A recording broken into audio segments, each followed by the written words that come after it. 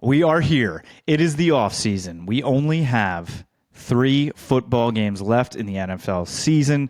The NFC Championship game, neither the Cowboys or Eagles are playing in it. The AFC Championship game, obviously they're not playing in that. Neither of them will be playing in the Super Bowl.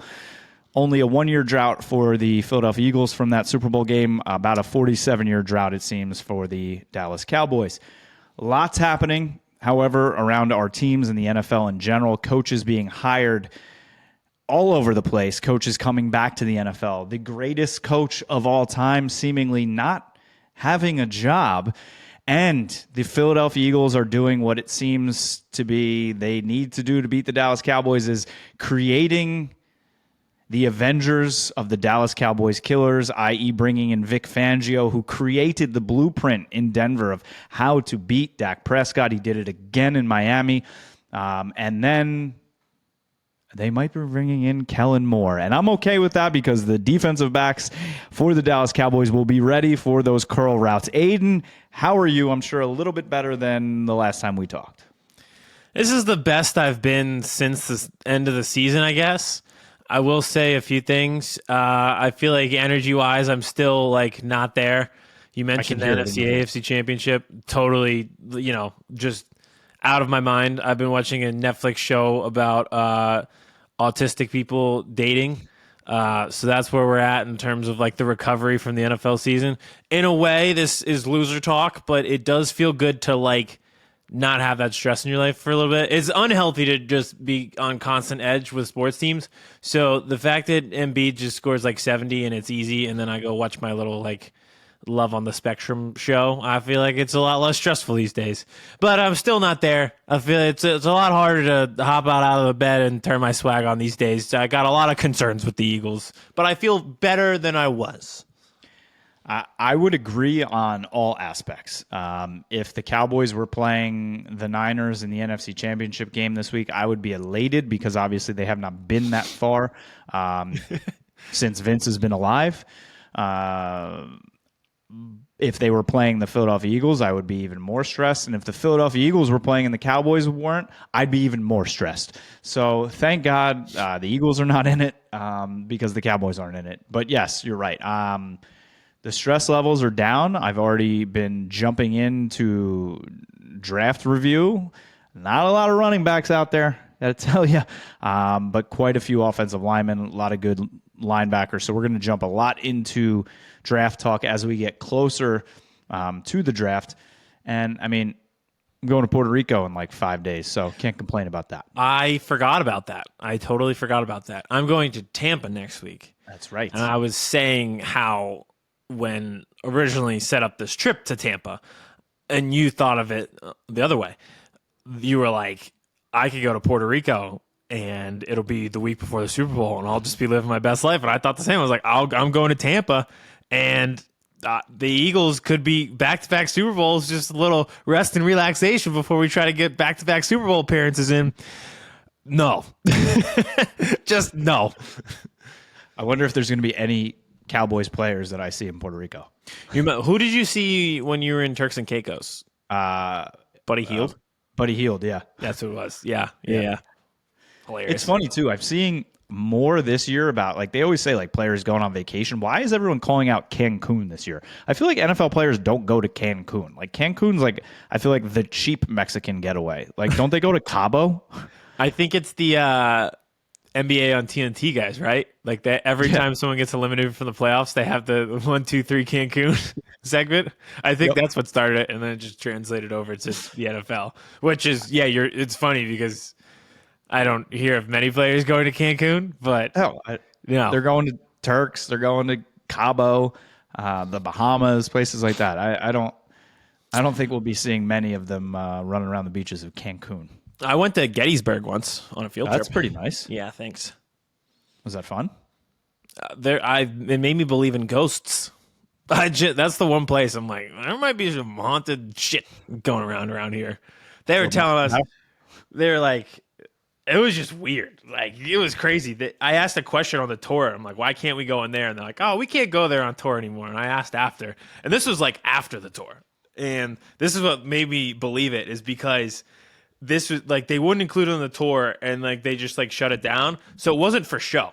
They were just like, oh, we can't go there anymore. And I was like, so why can't we go there anymore? And she like told me on the tour guide told me on the side, I was like, we just kept having like weird activity in there. And then like she explained like all this like ghost activity that they kept having. They're like, we just didn't feel like it was like safe for people to go in there anymore. I'm like, that might be real because you didn't say that on the tour to like, woo, get the people. You were like, they were just like, don't worry about it. Don't worry about this door that's blocked off. And then after they were like, yeah, we can't go in there anymore. There's fucking ghosts in there.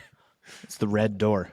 It was the red door. There was like a mark on the door, and they were like, yeah, we kind of just tried everything. Like, we kind of put, like, the mark of an exorcism on the door. But it was, like, so casual. It was like, oh, yeah. You know how it's like you're trying to fix your car? And, like, yeah, like, we kind of tried everything just to, on the engine. They were like, yeah, we did an exorcism. Didn't work. So we just don't include it on the tour anymore. I'm like, oh, okay. Thanks for telling me. 6 of our tour guides died. But yeah, they're like, there is a legitimate haunted person in there. Go, feel free to check it out. You know where else there is a legitimate haunted person? Philadelphia? The Dallas Cowboys and Jerry Jones. He is on the cusp of being a ghost, and he was around for the Civil War. Which side he was on, I think we know. I don't think he's ever going to be a ghost. I don't think he's ever going to go away. But we've learned this week, and it's kind of something that I've thought too. Brian Broaddus came out and had a huge scorning of Stephen Jones, saying that he's basically running the day to day. Jerry's there, and we've known this. Jerry's there, but like Stephen's pulling the strings, and they don't want change. Like Kendall Roy. Huh? Kendall Roy. Yeah, literally. I'm the eldest boy, even though he is the eldest, which is funny. You would think Jerry Jones Jr. would be the oldest, but it's Stephen Jones is older, and then comes Jerry Jones Jr. That is as funny as when Steve Smith didn't have a kid, but just decided to name himself Steve Smith Sr. There was no Steve Smith Jr. He just decided he wanted to be a senior now. Hilarious. Absolutely hilarious. But it seems all the reports is like they just don't want change. They are so comfy and comfortable in the way they do their business, i.e. drafting, not dipping into free agency, keeping Mike McCarthy there because he's a cushy puppet. And all of this just like really reiterates the fact that they're just a clown show. They might as well just put like it shouldn't be AT&T Stadium anymore. It should be Ringling Brothers Barnum and Bailey Stadium, and they should put like a big red and white tent over the top because you are going there to go to a circus. And I heard Michael Strahan say this after the Cowboys lost to the Packers, and I retweeted it out at KMS22. Check it out if you haven't seen it. But his depiction of the Dallas Cowboys organization and what they do to their players is so true. He's like, it always feels like you're going to a show to get entertained. Like the players walk through where the fans are, and it looks like, there's the girls up top with the drums and the dancers, and there's this and there's that. Like, let the football players just be football players. Like, let them go play football. They're not Broadway actors, and it seems like they're out there trying to put on a show rather than win games, and it's especially like that in the playoffs. And it's just like that just shows you more and more that it's about the brand. I don't think Jerry always says these days, you know what, Aidan, I'd cut that check any dollar amount to win that Super Bowl. I would do whatever it costs. And then he goes out and signs like N'Keal Harry is like is going to be their biggest like wide receiver pickup this offseason. And then they're just back to the basics. Like, we didn't run the ball well enough. We didn't stop the run, so we're going to have to do that. And nothing changes. I have many thoughts. First and foremost, and most importantly, I watched Django Unchained last night, and my takeaway was I don't know if I could do that accent for the entire filming of the movie. I don't know if I'd be good enough to do it. I think you could do it. I think you could do it. You'd have to. Yeah, the accent's good. Some of the stuff you would have to do in the movie would be pretty messed up. I don't know if you could do that. Before we continue, how do actors do that? Like, I don't know. Like, my wife and I were talking about this watching Succession. Like, Shiv is Australian. How does she do that voice all day in the show? And it's not even one glimmer of Australian voice. I don't know. The kid, who's in all the movies, Saltburn and Euphoria, Jacob Elordi or Lordy, he is also Australian. Didn't know that. Margot Robbie is not American. Has played multiple different American accents. Remember in Wolf of Wall Street, she had a New York accent. How do you do that? How do people Kate do these Winslet? accents? Mayor of Easttown? She's English, and she did a Delco accent. How do you do that? How do you feel? No one can replicate a Delco accent. Maybe we need for our kids, we got to get Emma in. You got to start teaching her like different accents and languages early. Oh, that's a good idea. Like today. I would love to see like the outtakes. Like, are there times where they're filming and then all of a sudden she's just like, Shiv Roy is just like, "Good day, mate," in the middle of a scene. They're like, "Hold on, No. break." Like, I would love to see that. No. Brr. Fuck you, Logan. Put some more shrimp on the barbie.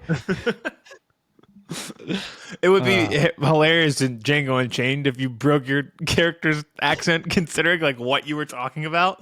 It's like, whoa. Get to that. Also, just to get back on subject, and this is the entire subject of the show, everything you just described is why I hate the Cowboys. It's the origination of why I hate the Cowboys. It's substance and flash over productivity on the field. You brought it up. It feels like 47 years since they've been in an NFC championship. I physically never saw it. I was born 2 months before they played in their last NFC championship. I've never seen it, so I just get this flash of the show, and like you said, it feels more like a spectacle than actual substance on the field. And then when you lose because you're getting gashed by Aaron Jones for the 200th time in his career, it puts it into perspective. Like, is this a sustainable way? And in a way like that, I guess that's the problem. It is a sustainable model because they're going to be the most valued franchise. They're going to draw incredible ratings. No one's going to sell their season tickets. There's going to be 90,000 people. There's going to be a bunch of idiots storming the field. Like, never mind. I think you can guess what date I was about to go to, what they were storming. For standing room only tickets, nothing ever changes. So I guess they'll never change their model. It doesn't matter if they lost like this. Did you also see, I sent it to you, the Kyle Brandt analysis of the Dallas Cowboys, that they are a fake prophet? I did not get to. Sorry, you did text me that. I was at the St. Joe's basketball game, so it was loud. So I'll just kind of explain sort of. He says that they've created a fake religion. There's this mystical Southern preacher man in the middle of it, and they have this edifice church that they go to pray to, and there's money being pumped in, and there's talks of mystical figures in the past, and there's talks of miracles to come, and then nothing happens. Yeah. He's like, give us something. Show us a miracle. Exactly. They have all the preachings, all the they're like Joel Osteen. They have all the preachings, all the teachings. They cash in on all those preachings and teachings, and then when a flood happens, well, all of a sudden the church isn't open. Jordan Love looks like Aaron Rodgers. All of a sudden, AT&T Stadium isn't open anymore, and defense shuts down. But the parish people better still be there paying the money for the sodas and the beer and the hot dogs. Still pay the dues. I bet the season ticket thing hit. They aren't real. I'm like, great analogy.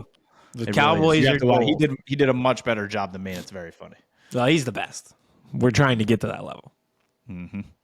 I'm at like a almost a loss for words. Like, I'm still not over the way that they lost, or the fact that it just seemingly seems like it's going to be status quo because Mike McCarthy's coming back, and now he's coming back on a lame duck year. How many free agents are going to want to come play for a lame duck coach? How many coaches, if they lose on their staff, are going to want to come coach with a lame duck coach? And we still don't know what's going on with Dan Quinn now. Like, it's like, do I want him back? I don't know, but it's kind of like trickling them along. There's only Washington and Seattle left. He was obviously the number one candidate for Seattle, but if he really is, why haven't they hired him yet? Yeah. So is it just going to be like we're running it back? Like, again? Here comes Mike back. Here comes Dan back. Oh, by the way, your quarterback who just shit himself in the first round of the playoffs, here's a brand new extension, $60 million a year. And I don't know, we're going to go pay Derrick Henry $12 million a year for the next 3 years to run behind an offensive line full of all pros who couldn't block for the run this year. The new platform's not going to be happy that you're upset about the running backs. It's going to shut you down, mute you again. We want to talk about censorship. We're running this new platform. If you yell into the microphone, it mutes you. This seems like it could be super problematic for me if the Eagles in the season. I'm glad we tried this as soon as the offseason started. I don't know, Aidan. I feel like I'm in Groundhog's Day. I start to get excited about draft talk, and then I'm like, why am I even doing this? Like, and then you hear reports like this is going to be different this offseason. This classic, and it's rumors coming out of the building. Oh yeah, Soar, as Pat McAfee and his crew would say, Sizz are saying that it's going to be different. This is going to be the most all-in Jerry and Steven and the Cowboys have been in years, and they just have to do a different approach. Meanwhile, it's going to be like, week 1, Patrick Queen's going to sign, not here. Anybody at offensive line, not here. And then it's going to be like week 3 of free agency, and like Cowboys signed Zach Moss for 1 year, $2 million. Hell yeah. All right. Like that's what's going to happen. Hey, they need a backup running back. They need somebody to offset. They need a starting running back. That's true. You could bring Tony Pollard back. He is, but he didn't break his leg this year, so you could re-sign him. You could franchise tag him again. Just continue the very fun trend of franchise tagging a running back, which no one else seems to do except for the Cowboys because it's not financially efficient. But who knows? But this is great because, tons of relationships are super successful when the couple gets back together and they say, this time it's going to be different. That always works. I think it's 100% marriage rate, right? Like they're happily ever after all the time. Yep. Always. Lots of kids, lots of happy, lots of family. Never ends in divorce. Why not change it? Just like, and then you hear these I love the offseason. It's like, oh, maybe the Cowboys could trade Dak Prescott. Like they're not. Can we stop? Like to Atlanta. Like first of all, Arthur Blank and Jerry Jones hate each other. Like hate each other. So I don't think Arthur Blank's given up the 8th overall pick and more for Dak Prescott. Yeah, not when they could take a skill position player that they could ignore for the next 3 years. Exactly, and not have a quarterback. I don't know if you saw this. There was like a article written about trading Jalen Hurts, which is hilarious. But I'm not going to lie. You know my strategy that I think some team will eventually employ is loading up the rest of the roster, other 52 guys, having a quarterback on their rookie deal, and then surrounding him with enough talent through salary cap payments and stuff like that and draft infrastructure elsewhere that you don't actually pay the quarterback. And then when it's time to give him a $50 million bonus, you move on to the next guy. So and then you draft J.J. McCarthy. And then you end up with, that's the problem. That's the risk there, is that you might mess up and then you end up with J.J. McCarthy or Daniel Jones or whoever it might be. But J.J. McCarthy feels like, to me, we'll get into draft talk. I don't know if he'll be a good quarterback in the NFL, but enough has been said about him 17 times this season. I know. Yeah. Did you watch the Penn State Michigan game when they didn't throw the ball in the second half? Yes. They ran the ball 24 straight times. Like you're not doing that in the NFL. It's like high schoolish. But it feels like every time everyone's in agreement, like negatively 100% believe he's not going to be a good quarterback, now leads me to believe he'll be a good NFL quarterback. Nothing is ever 100%. Nope. So, hey, that you heard it here first. Our deep, insightful analysis says trade Dak Prescott to Atlanta, draft J.J. McCarthy. Put that in a quote bubble, and underneath Kevin Messina, put his name, full name, Twitter, his home address, everything, please. Mm-hmm. Trade him away to Atlanta, collect a couple of first-round picks, draft, Marvin Harrison Jr., put him with CeeDee Lamb, take another one of those draft picks, trade it for Stephon Diggs. So then you have Stephon Diggs, CD, Marvin Harrison, sign, maybe Saquon and Derrick Henry, and then have J.J. McCarthy at the helm. You draft J.J. McCarthy, but then you have Trey Lance and J.J. McCarthy to fight it out at training camp. Sounds pretty fun, right? Like I'm not... sounds like a Hard Knocks show. Work. Sounds like Hard Knocks. It's like the Office quote where he's like, I didn't say it was a good idea. I said it was a fun idea.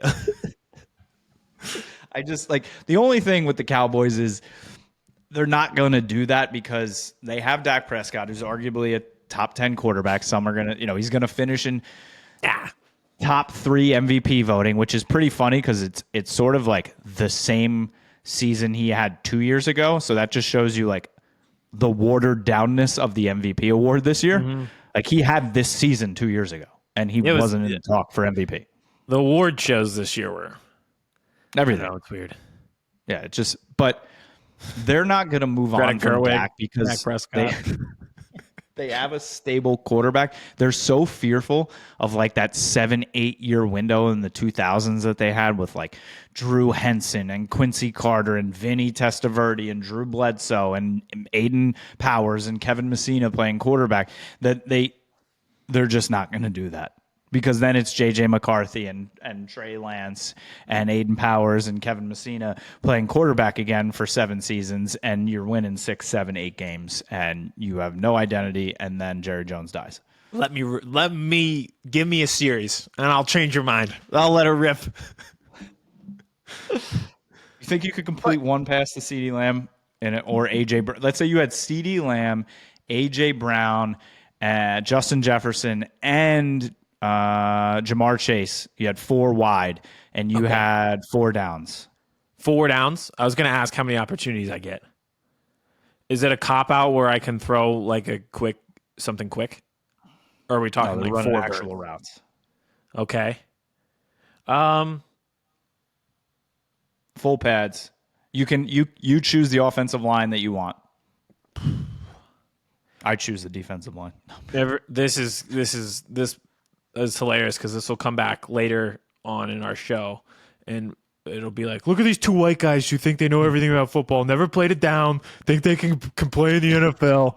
I think I could, but not because of my talent or arm talent or anything. Because if I was throwing it to those guys, I am confident in their ability to make a play. Like if I get it in the snapping the ball, I'm just exactly. If I could get in the vicinity of AJ Brown, with his body control, I think he could make the catch. Jamar Chase is the same, where he can high point a football. So I don't need to be entirely accurate. I just got to get it in the vicinity. And maybe if AJ Brown's, I don't know, running a slant. Yeah, that's a problem with this philosophy is who's my offensive coordinator. Because if it's Brian Johnson and it's Nick Sirianni's system, then no, I could not complete it because I would be launching it 40 yards down the field on 3rd and 18 and it wouldn't work. Speaking of them, I think we've talked enough about the Cowboys. Lots of changes in Philadelphia at NovaCare Complex, Mr. Powers. Yeah, this is the best I've felt since the offseason started. Reason being with the Vic Fangio hire as defensive coordinator, it's the first time I felt conviction with this team in many months. I feel like they've been lost. They have given the impression to me of a seagull at the beach who's caught in high winds where they're not flying in a certain direction. They're not flying to get food. They're just kind of flying to stay alive in the high winds. And that's just how they've been. I don't know what their plan was. It felt like they were uncertain, and there was just a ton of uncertainty. This move, to me, is a move of conviction. Reason being, this is the guy that they wanted to be their defensive coordinator last year. And I'll just do the quick Jonathan Gannon is a terrorist rant, but they expected him to get head coaching interviews and not return. So they had Vic Fangio in as a specialist helping the defense in preparation of the Super Bowl. Oh, is that when Arizona was tampering and they had to give up a draft pick? Behind the scenes, what the Eagles and ourselves were not privy to was the fact that Gannon was in fact leaving. They did not know that. So Vic Fangio becomes the defensive coordinator of the Dolphins in the meantime, after he's a special assistant to the Eagles. Alas, Jonathan Gannon goes to the Cardinals. Now they've lost Gannon and Fangio. They don't have a defensive coordinator. It leads to the mess that they're in this year. This entire time, they wanted Vic Fangio. So the fact that there's this mutual interest where he doesn't want to be with the Dolphins, he wants to be closer to home, he wants to be with the Eagles, they wanted him this entire time. It's the first move I felt like, all right, you guys have a plan. So I'm happy with this hire. Even if you don't believe in his scheme or his system, they got their guy. It's their system. It's something they believe in. And I'm on board with that. Yeah, and I mean, I said it at the top of the show, what he's done to Dak Prescott in his career, so I hate it. I think it's you make moves not only to get your guys, but guys that also help you win in your division, right? You have to win your division first. Like that's whatever you scheme against the teams that you have in your division. And if you have a defensive coordinator that quote unquote has the blueprint and the kryptonite for the team that just won the division and against a quarterback who's going to be top 3 in MVP, you go and get that guy. Yeah. I actually didn't even think about that or ponder that until you brought it up. And yeah, this year, I think they did a phenomenal job. The Dolphins did against the Cowboys on Christmas Eve.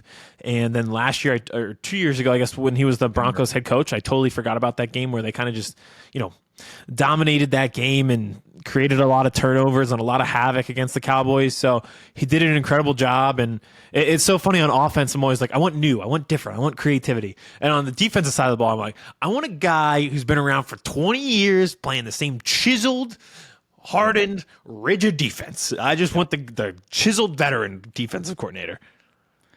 As the Cowboys are probably going to sign Wink Martindale to come on over. And he's not bad. Which again, if you think of what we just said in terms of going against the teams in your defense, if you bring in Wink Martindale, you're pretty much doing what really harmed Jalen Hurts, especially in the second half, which was zero blitz basically, and Wink likes to blitz on every play. So that's what he literally did. That he's like, well, our season's over. I'm just going to blitz him 100 times, and it actually ended up working.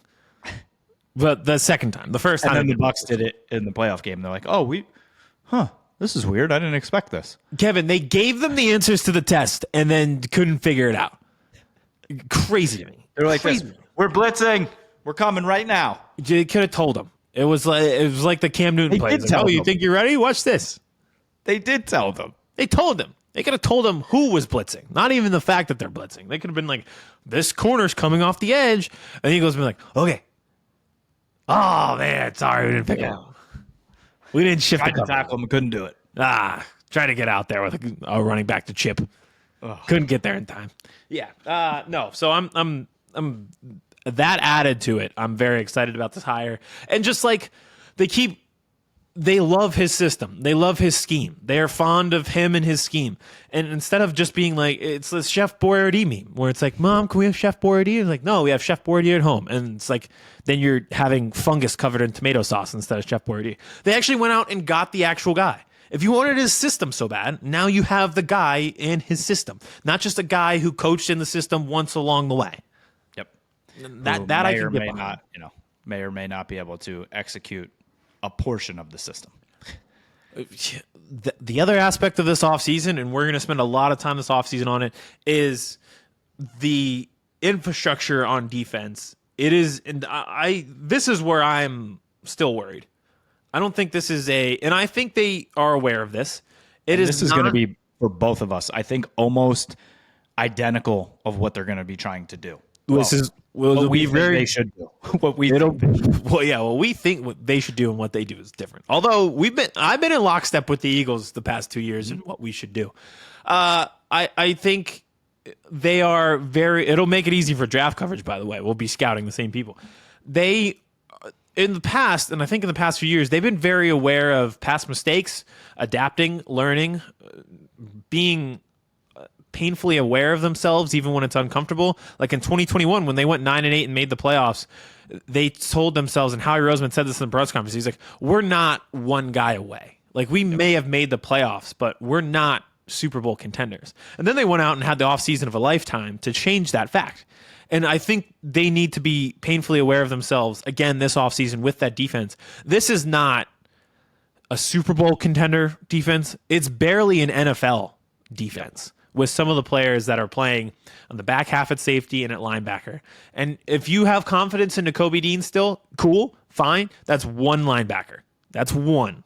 Okay? So that's not going to cut it. And I think they need to have that process again where they need to totally revamp that defense under Vic Fangio. And what are the similarities between the last 4 remaining teams in the playoffs?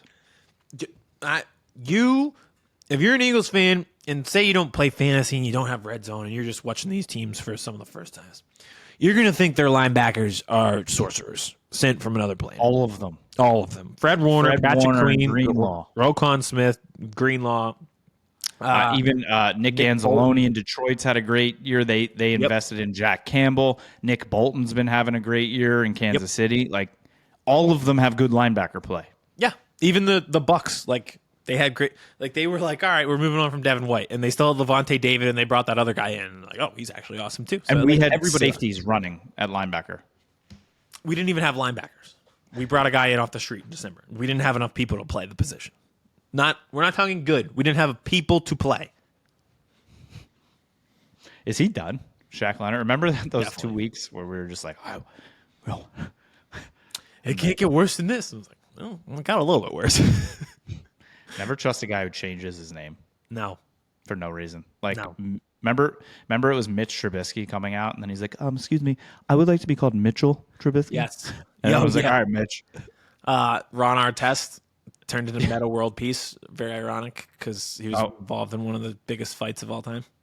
What is Robbie Anderson is now Chosen Anderson? Chosen Anderson. Temple's finest, man. Maybe we should change our names. We should change. I was going to say, what if we changed our names? We'll work on that. That'll be our You should be like Big Time Powers. Big time, but time has to be with a Y. Big Yes. time, TYME. Powers. Powers. Big time pal. Like it. We'll have to see what we do with you. But, I mean, there are linebackers in the free agency portal. I mean, Patrick Queen's going to be a free agent. Will Baltimore let him go? Who knows if they win the Super Bowl? I mean, he's going to be asking for a ridiculous amount of money. But also, both of our teams had a chance to get him from the Bears, too. But Yeah, Roquan Smith was just there. Like we could have also traded. Could have done it. Patrick Queen, I forget what year he came into the draft, but I remember having a conversation with you. We were like, oh, yeah. he'd be cool. Yeah, that'd be good. He was on the LSU. 2019 team, right? Yeah. With the dear Lord, could you imagine playing that team in college? But instead, Dallas takes the linebacker who has spinal fusion surgery. We took a linebacker who wasn't allowed to play on Friday nights in high school due to his religion, so he never played football until he got to Colorado. Didn't know how to play. Just ran fast. Who is that? Davion Taylor. Oh, I didn't know. That is another thing. Like Howie Roseman, I think we just talked about it, did a great job adapting. But if you go back to that 2020 offseason, it's kind of like the perfect storm of why we're at where we're at. Aside from Jalen Hurts, none of those draft picks have worked out. Jalen Reagor was the first-round pick. Davion Taylor was the fourth-round pick. These are guys that not only aren't producing, they're not even on the team anymore. So aside from Hurts, you really got nothing out of that draft. These are guys in year 3, year 4 who would be producing now. They're not, and you kind of start to look at this and you're like, all right, we need guys who we're drafting that are competing because we're committing so much financially to the quarterback, and you have a whole draft class that you missed on. It's just, it can't happen. That's why this year is so important. Like we just talked about, I'm good with the coordinator. I'm good. We'll get into Kellen more, but yeah, it's tough. And that really goes right into the Dallas Cowboys too. I mean, if you are going to hold yourself accountable and talk about how good you are at drafting, and they've been great at drafting recently. Will McClay staying around is a great thing, but if you're not going to dip your toe into the deep end of the pool of free agency over and over again, and you just want to rely on draft, you need to have impacts in every single draft and quick impacts. And if we go through really quickly the draft class from this past season, first round, Mozzie Smith gave you nothing, except he apparently is the greatest person to ever go on Weight Watchers because you drafted a one technique 300-pounder who dropped 30 pounds in the middle of the season for no one knows why, and all of a sudden is trying to become a 3 technique. That's not what we drafted you for. Second round, Luke Schoonmaker, tight end. Nothing. Maybe he gave you a couple blocks. Demarion Overshown, the linebacker from Texas, tore his ACL in the preseason. Done. You got nothing from Fehoko. You got nothing from Asim Richards. Eric Scott, the cornerback that everybody said could be CB2 this year, literally never played. Deuce Vaughn, I love him, gave you nothing. And then Jalen Brooks, I think may have been active for one game. They literally got nothing out of their draft class this year. Can I give you the Eagles 2020 draft class while we're on this real quick? Sure. Jalen Reagor, Jalen Hurts, Davion Taylor, Jack Driscoll, John Hightower, Quez Watkins, Sean Bradley, Prince Tega Wanagu, and Casey Toohill. So there's 2 people left on the team that play. One of them probably shouldn't play. And yeah, you got a franchise quarterback. So when you miss on the like you just said, if you miss on an entire draft class, but you're not committed to the free agency, then man, it gets really rocky. I'll do quick 30 seconds on Nick Sirianni, and then we'll do Kellen Moore because I feel like I need the scouting report from you. Just real quick on Sirianni, they did the press conference this week. He's not calling the plays on offense. He's obviously not a defensive guy, so he's not calling the plays on defense or working with the defensive scheme. And a lot of people were given like the Office Space quote of like, what is it that you do here? And I don't fully agree with the negative attitude towards that. A lot of coaches in the NFL aren't calling the plays. They're not running the defense. Like you can't, there were weeks ago, people thought Mike Tomlin might leave and everyone's like, oh, I want him. Well, Mike Tomlin he's not the defensive or offensive coordinator, in Pittsburgh, but you still want him. So a lot of coaches are like that. They're like the game manager and head coach. That's what I've had for the last couple of years. It can backfire. But at the same time, you need, I think we saw this year what happens with Nick Sirianni if he's surrounded not by good coordinators. True. And yeah, and people keep passing the blame back and forth. It's like, well, it's Sirianni's system. It's Brian Johnson calling the plays. Listen, I don't even agree with how the ushers guided people to their seats this year. Everyone is at fault. Everyone is to blame. There isn't one right answer where it's, oh, Sirianni was Johnson. No. The front office gave them a bad team. They did not have a defensive coordinator, and the offensive staff failed them. There isn't one person that failed. So you're right. They need to improve the coordinators around him, but that doesn't mean necessarily that he should be fired. We'll see, but I feel like he deserves it. I didn't think he was going to get another chance, to be honest, but I'm also not against him getting another chance. You know who else would have been a cool linebacker to have? Jeremiah Owusu-Koramoah, who was picked 52nd overall in the 2021 overall draft pick, and the Cowboys picked Kelvin Joseph 7 picks before him. Did you watch the Texans-Browns playoff game? Mm-hmm. He was incredible. The commentators were in disbelief at how he was flying around. Yeah, he dropped for some godforsaken reason. There's always that one small guy, right? He had like a heart problem. I think there was something, and it just turned out to not be a real thing. Watching him at Notre Dame, and now here comes his brother coming up. He's at IMG. He just checked out Notre Dame. So anybody with the name Owusu anything, just draft them. Yes, we got a chance of redemption. I still can't pronounce their name totally correctly, but I'm in. 100%. Jeremiah Owusu-Koramoah. We spent hours trying to get me to figure. We talked about him in every mock draft, and every time I messed it up. And then we were going through the second round. We're like, well, I mean, you guys picked Landon Dickerson that round, so that wasn't terrible. That's not a terrible pick at all. But I mean, the Cowboys literally picked Kelvin Joseph right ahead of either Asante Samuel Jr. or Jeremiah Owusu-Koramoah. Great job. All right. Lastly, Kellen Moore interviewing for the Eagles. Give me the scouting report. What should I think about this? A lot of curl routes. Be We're ready getting for closer those. to the quarterback. We were doing 4 verticals on third down. Now we're doing curl routes. We're getting closer. I mean, I don't know. I wouldn't be fully fearful. He was supposed to be this boy genius, wonder cat. Dak Prescott had his best year of his career under Mike McCarthy this year, not under Kellen Moore. He literally had Justin Herbert this year. I mean, Now I understand. Brandon Staley is cursed. The Chargers are cursed. The Chargers should have beaten the Cowboys. Literally, Herbert had everyone dropping wide open passes. So, I mean, his scheme's not terrible. It's just I've never seen him really with like a quarterback like Jalen Hurts, obviously. I wouldn't say Dak's like that. Obviously, Herbert's not. So I'm interested to see how he would be able to incorporate Hurts's skill set into his scheme.